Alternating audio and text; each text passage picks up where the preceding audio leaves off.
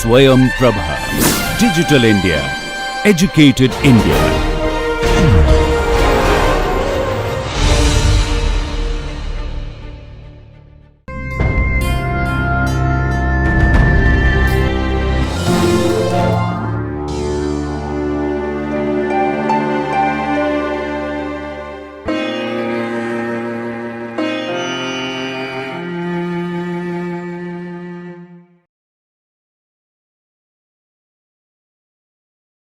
An action potential is an exciting phenomenon, and literally at that. A nerve cell, say that is an axon, has a negative resting membrane potential. Suppose this is a sensory neuron. When you touch, that touch sensory neuron will be excited and transmit the sensation of touch to your cortex so that you realize that you are being touched. And the way touch excites the sensory neuron is by inducing an action potential or by changing the membrane potential to a positive potential for a very brief period. So, an action potential is a brief period of positivity inside the cell at the local point where you are being touched. An action potential that develops there quickly resolves. The membrane comes back to resting state at that point, whereas once that action potential is formed, it induces an action potential in the next part of the nerve and the next part of the nerve and so on till it is ultimately transmitted to the cortex via other neurons. And our question now is, how does the membrane become positive inside? Or what is the cause for the action potential or the upstroke of the action potential? Even before we can get there, we will reconsider the statements that were made about the resting membrane potential in the last class, because in a standard classroom, when I address the students after the lecture on resting membrane potential, there are some questions and there are some counter arguments. We will consider them now before we proceed to discuss the action potential per se. At the end of the last class, we had come to the conclusion that the resting membrane potential in a nerve cell is because the nerve cell is permeable only to potassium at rest. And that statement also includes the other two statements. If it is permeable only to potassium, it follows that it is impermeable to the other cation and impermeable to the anions thereof. These are the conditionalities where the membrane would reach the potassium equilibrium potential. And if the potassium concentrations are same, again we know that the potassium equilibrium potential would be 0. So, a certain concentration gradient of potassium is required, and that is why you get a non-zero equilibrium potential for potassium, which the resting membrane is at. Therefore, for a potential difference to exist, the other condition is that there must be a concentration gradient for potassium. Now, some students would counter me now. Now, the popular answer that I said I would get in a class when I first posed the question as to what the resting membrane potential is due to would be that it is because of large anions within the cell which can't go across. At that time, the argument was, even if we replaced the large anions with small anions for which the membrane had transporters, the potential would still exist, and therefore, the idea that the negative membrane potential is due to impermeant anions is incorrect. That was my statement. But now students would ask me, but that's exactly what you have stated here, that one of the conditions required for the internal negativity is that the membrane is impermeable to anions. That's what we said first. You argued that that was not the case, but now that's exactly a condition that you have stated. Well, what I would have to tell then is that this was not entirely correct, not entirely wrong either, because just the statement is an insufficient condition. If the membrane was impermeable only to the anions, but permeable to both the cations, then again there would be no potential difference. They would move in opposite directions and cancel out the potential difference. So, this is an insufficient condition, and one statement which would cover everything is that the membrane is permeable only to potassium and impermeable not only to the anions but also to sodium. The next popular answer I would get is, I said, the stoichiometry of the sodium potassium pump. The pump throwing out 3 cations while taking in only 2 cations. Is that the cause of the negativity inside? And I said that's not the case, because even if you inhibited the pump with bobane, the potential difference still existed. Some biologists would not agree with the statement that the sodium potassium pump is not responsible for the resting membrane potential, because it is that pump which sets these 2 conditions for development of that resting potential. It is that pump which makes the membrane essentially impermeable to sodium by throwing out sodium, and it is that pump which builds up a potassium concentration gradient. And how can you say that the pump is not responsible for the resting membrane potential? The incorrectness in the concept is that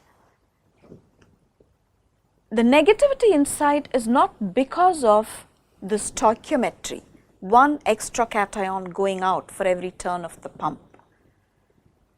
Even if the stoichiometry was 2:2, the potential difference would exist, because the membrane would still be impermeable to sodium and there will be a concentration gradient for potassium. So, it is not the stoichiometry of the pump which is responsible for the internal negativity. The importance of the pump in the internal negativity is that it lays down the conditions necessary for the resting membrane potential. The next question would be, if that was the case, why did the potential not dissipate when bobane was added? This is an important concept to understand. What we first have to understand is that cells have redundant mechanisms for keeping sodium out, because keeping sodium out is ever so important for cell survival. It would swell and lyse if not for the pump. So, if there are reasons for the pump to be inhibited, and I suppose there are even endogenous compounds which can inhibit the sodium potassium pump. If the pump is inhibited, other mechanisms of sodium extrusion will take over, the most important one being the sodium calcium exchanger, which we've considered earlier and will consider in greater detail when we do the cardiovascular system. So, addition of bobane does not immediately dissipate the membrane potential, because there must be other sodium extrusion mechanisms which will allow that condition to be satisfied. But what about the concentration gradient for potassium? Now, the channels for potassium which are open at rest are very few, and it would take a long time for the potassium gradient to dissipate through those few channels. And therefore, while you do not see a gross reduction in membrane potential immediately upon addition of bobane, given time, as the potassium gradient slowly dissipates through the few channels that are open at rest, the potential difference will gradually reduce, the cell will depolarize and reach zero potential when the gradient has dissipated. I hope I have conveyed my understanding of the resting membrane potential sufficiently, and you can now reflect upon these phenomena and develop your own understanding of what the resting membrane potential is due to. We have now set the stage to learn about what an action potential is. We can now see with ease what the action potential is due to from the shoulders of giants who have spent entire lifetimes in the laboratory to gift us this understanding. Julius Bernstein from Germany, Hodgkin and Huxley from Great Britain, Kenneth Cole and Curtis from the United States of America are the big players in the field who have brought about this understanding of action potential. Even in the last session, we saw that Julius Bernstein had realized as early as 1902 that the resting potential of a cell comes up because the cell membrane is somewhat permeable to potassium and not to sodium. Now that is amazing insight coming at a time when concepts of membrane transporters and ion channels is not yet tangible. Julius Bernstein did not stop there. He was able to measure potential differences across the membrane by using what's called a rheometer. And he found that the internal negativity reduced or dissipated when the membrane was excited. And he said that the action potential or the period of excitation is a period where the membrane breaks down and its resistance decreases. Fantastic insight again. We will try and interpret what Bernstein might have meant from our knowledge about channels today. He was entirely correct in his statement that the resting nerve cell was permeable only to potassium at rest, and that's why the cell is at the potassium equilibrium potential. That's what the resting membrane potential is. And when he tried to describe action potential, this is what he might have envisaged, that the membrane resistance decreased or its conductance increased, that it became permeable to all ions. And therefore, he must have thought the membrane completely depolarized, that is, reached zero potential. There's no polarity across the membrane. That's what he must have meant when he said that action potential is a case of membrane breakdown. Or let me say that he must have thought that there was an increase in permeability to all ions. Now we will see if this theory of membrane breakdown was correct. If it was correct, the consequences of such membrane breakdown, where the membrane became permeable to all ions, would be that there would be an increase in conductance of the membrane, if you can measure it, and there would be complete depolarization. The membrane would reach zero potential. The first of these two questions was addressed by Cole and Curtis. Kenneth Cole used squid as his preparation. The giant axon of the squid has a diameter of about 1 millimeter, and it is easy to place an intracellular electrode. They not only measured voltage from the squid axon, they also measured conductance with a Wheatstone bridge arrangement. Now, the amplitude of this tracing here is a measure of conductance. This figure is now an iconic figure. They noticed that when the voltage changed, the conductance also increased, and as the voltage came back to the normal resting membrane potential, the conductance gradually decreased. So yes, when there is an action potential, membrane conductance increases as predicted by Bernstein. But this increase in membrane conductance cannot be construed as a membrane breakdown, because though we say there was an increase in conductance, the cell membrane still had a large resistance. The membrane conductance, now we know, goes up from somewhere around 1 picosiemens to 40 picosiemens. A 40 times increase in conductance was what was observed. That still tells us the membrane has a big resistance. It's not as if it just broke down and allowed all ions to permeate it freely. So even if membrane breakdown as construed by Bernstein did not work out to be an indiscriminate increase in membrane permeability, we still have to answer the question whether all channels opened up, whether the membrane just became non-selective for any ion, and that's why there was no internal potential. That's the second question to consider.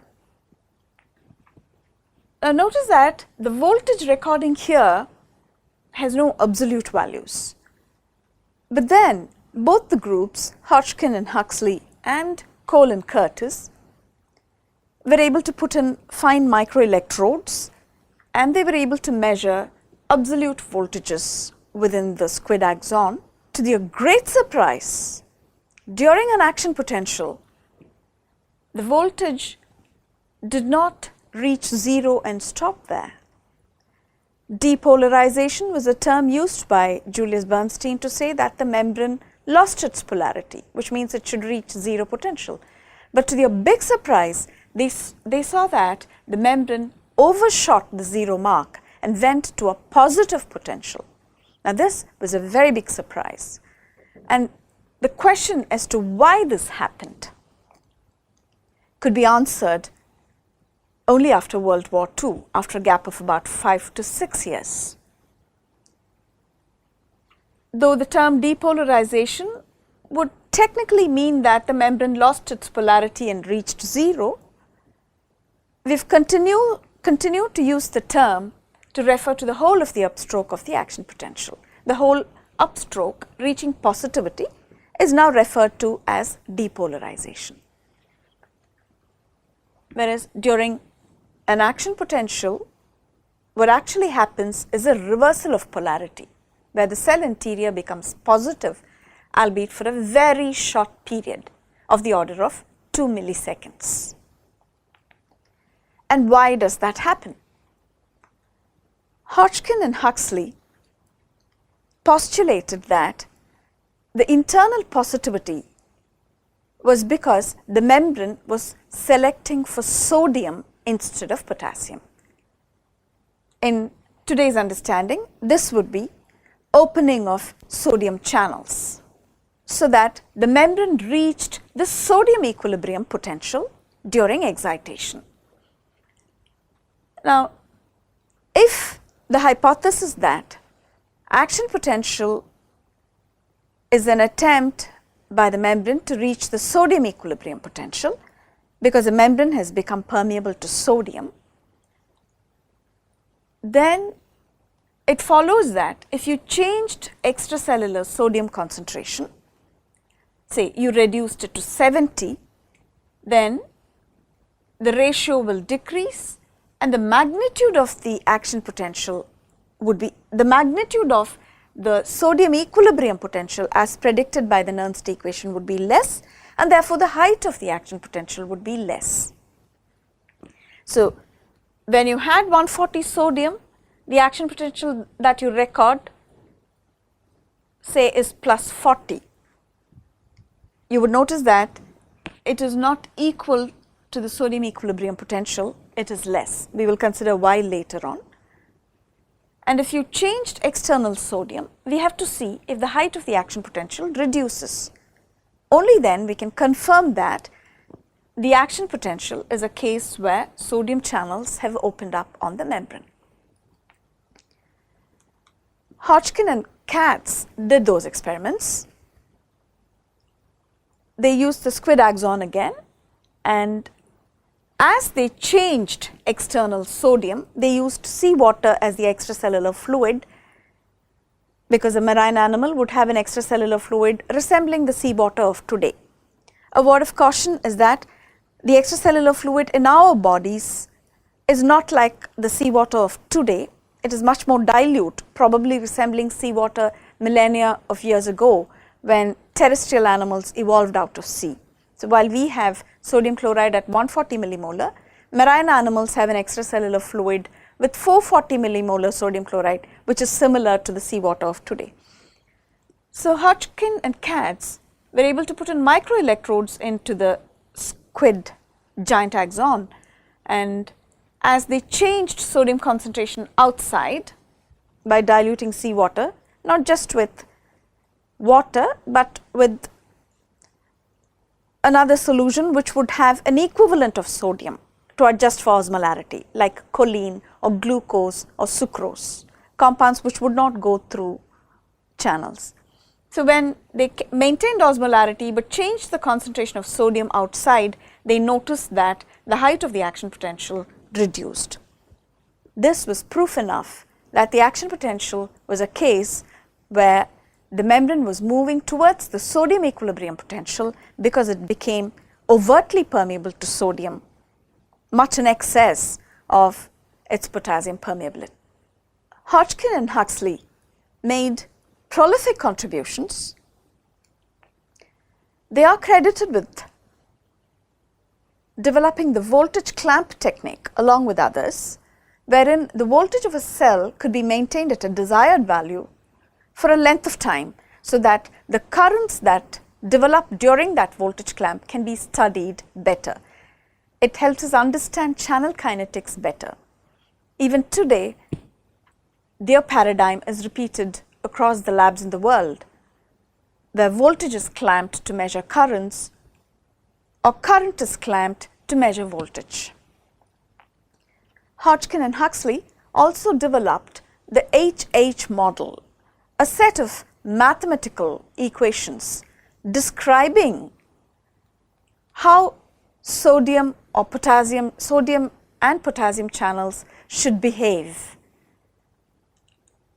in terms of their activation and inactivation. They developed those equations and made those predictions purely based on their electrical measurements. And for their phenomenal contribution to scientific knowledge, Hodgkin and Huxley were awarded the Nobel Prize in 1963 jointly with Sir J.C. Eccles. The HH model is something that you would want to learn about. A discussion on the HH model is beyond the scope of this class. You could refer other sources to understand the HH model. To summarize now, Bernstein was entirely correct when he stated the cause of the resting membrane potential as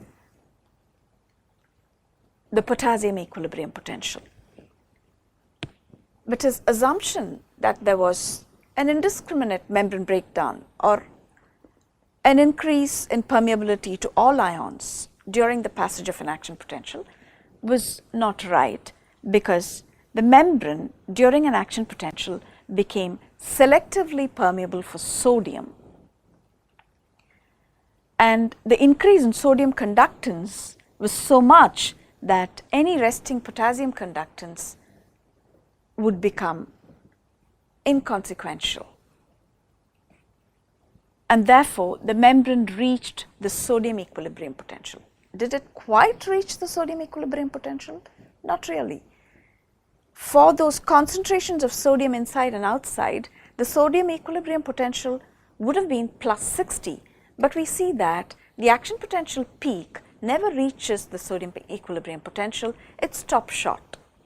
We will see why shortly. So during an action potential, the membrane moves towards the sodium equilibrium potential because it has become overtly permeable to sodium. Let us look at where these channels are placed in the table that we've seen earlier. Yes. For nerve cells, the only constitutively open channels are these, and the lead channels are responsible for the resting membrane potential of the cell, and the upstroke of the action potential is due to voltage gated sodium channels. Now there's something else to clarify. The resting membrane potential, let us say, is at minus 70 millivolts. Dr. Vinay has told you that the threshold voltage for opening voltage gated sodium channels is actually minus 55 millivolts. Only when the membrane reaches minus 55 millivolts, voltage gated sodium channels will open and the membrane will move towards the equilibrium potential for sodium, which is about plus 60 millivolts. But how does the membrane depolarize initially to reach minus 55 millivolts? We can call this initial depolarization the foot of the action potential. The channels that are responsible for the foot of the action potential we can identify in this table as this group here, which are either non-specific monovalent cation channels or non-specific cation channels. Now this class, these are ligand gated channels, and this class of channels have other mechanisms of gating, composite mechanisms of gating. Some of them can even be just mechanosensitive. Touch receptors have mechanosensitive channels which open up when you touch the skin, and those are non-specific cation channels. Two types of tissues have this contour of action potential: neurons and skeletal muscle. In both those, the rest of the events are similar. The resting potential is due to constitutively open potassium channels. Upstroke of the action potential is due to voltage sensitive sodium channels. Repolarization is due to voltage gated potassium channels, but the foot of the action potential or the early depolarization differs from tissue to tissue. In the sensory neuron, the channels responsible for this section are different. They are different in motor neurons and they are different in the skeletal muscle. In the next session, we will discuss which of these non-specific channels, cation channels, are involved in the early depolarization of sensory neurons, motor neurons and skeletal muscles. We will also discuss a little more about the kinetics of voltage gated sodium channels and the voltage gated potassium channels, otherwise referred to as delayed rectifiers. Thank you for choosing to watch this NPTEL lecture.